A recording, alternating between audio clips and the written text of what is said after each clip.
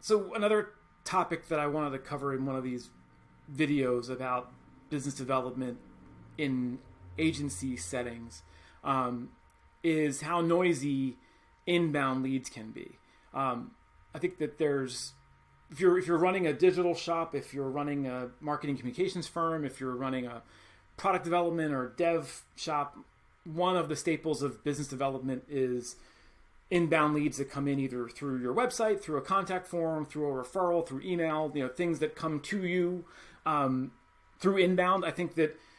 one of the challenges with managing inbound leads is that they drag a lot of attention towards them, sometimes for good reason, sometimes that attention is unwarranted. I think what we have to acknowledge is that inherently those leads are noisy. Those leads are thirsty for our attention. They demand a lot of attention, and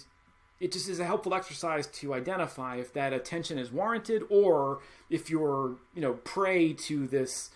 feeling that this lead is more valuable than it is, or that it deserves more time than it does, or I should cherish it a little bit more than I should.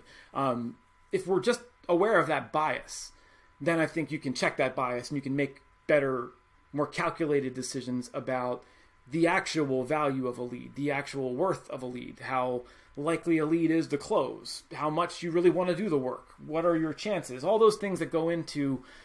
calculating where you spend your time. I think it's critical to identify that, there's a human reptile brain thing that happens when a lead is referred to you by someone where you value that, you cherish that, you want to come through on that because someone made this referral, it stroked your ego that it's related to great work that you did, you feel like you're kind of in the catbird seat here and you get to make these decisions. I think there's a risk in getting carried away with that, and sometimes looking at the suboptimal or, crappy lead with rose-colored glasses and saying like, well, but I really want to spend time on this, or I really need to get a proposal out for that, I really need to follow up on this, at the cost of ignoring other things, or at the cost of ignoring another lead or another inbound lead. I think if you can wrap your head around the actual value of a lead and acknowledge that a lot of inbound tends to be noisy and tends to trigger in you on the receiving end a higher perception of its value or a mischaracterization of its value, then you can at least potentially start to rationalize just how valuable this lead is, just how much time you should be spending on it, and make smart decisions about how much time you're actually investing, how high a priority following up on something is, and then organize your business development strategy more effectively around the actual value of leads, not the perceived value or the instinctual value or the kind of triggered value that you think they have. So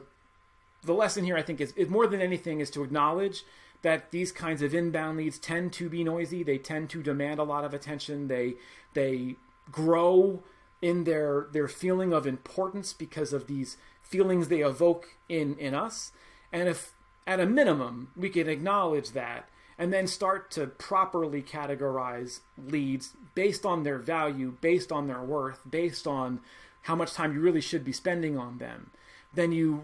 kind of resist the siren song of spending too much time on a lead that frankly doesn't warrant your attention or is a suboptimal or poor project. So just food for thought as you organize your biz dev approach and you kind of evaluate where to spend your time.